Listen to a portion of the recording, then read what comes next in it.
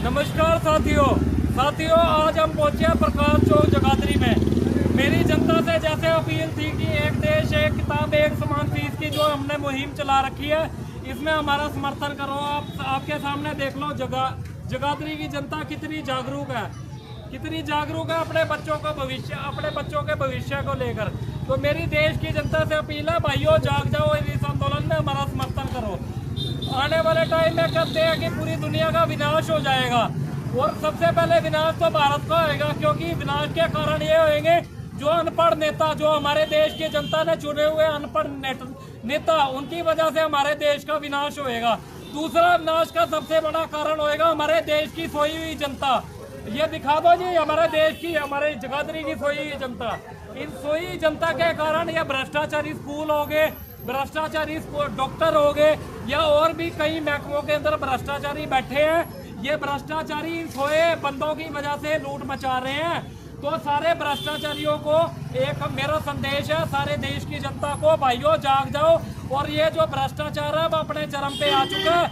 आने वाले टाइम में अमीर आदमी हो चाहे गरीब आदमी हो, सभी लोग शिक्षा से वंचित हो जाएंगे। ये जो विदेशी कल्चर की शिक्षा स्कूल वाले पढ़ा रहे हैं, ये हमारे देश का कल्चर नहीं है भाइयों। पहले टाइम में भी जब शिक्षा नहीं थी पूरी दुनिया में, तब भी हमारे देश में गुरुकुल चलते थे, हमारे देश में वेद पुराणों की शिक्षा दी जाती थी। हमारे देश का जो ज्ञान है, सनातन धर्म है, बहुत महान है। तो मेरी देश की जनता से अपील है, भाइयों विदेशियों से कुछ सीख लो।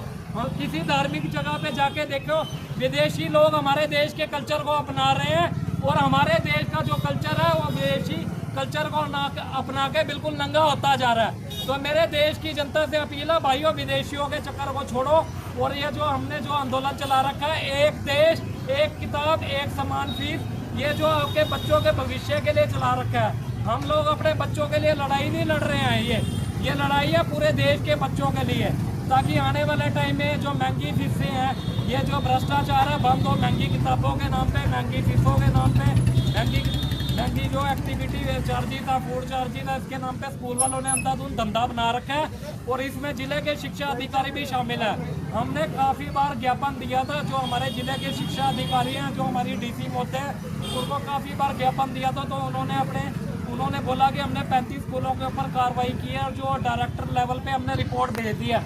उनका कहना ये है, जो IAS IPS लेवल के अधिकारी हैं, उनका कहना ये है सिस्टम ने हमारे हाथ में पावर नहीं दे रखी है। तो वो ये सारी बात जो है अपनी हमारे हरियाणा के जो डायरेक्टर है, जो पंचकुला में बैठते हैं, उसके ऊपर फेंकते हैं।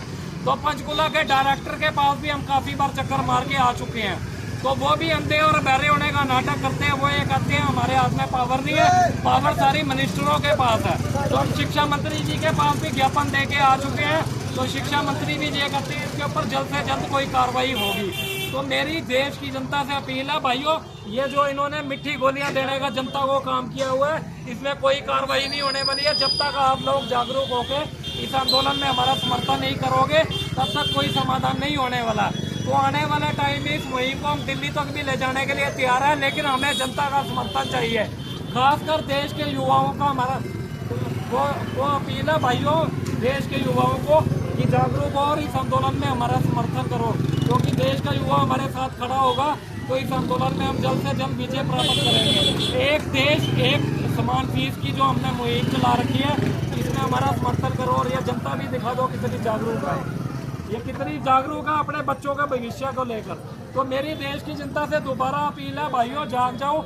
हम हर संडे टू संडे जगाने का प्रयास करेंगे कोई जनता को।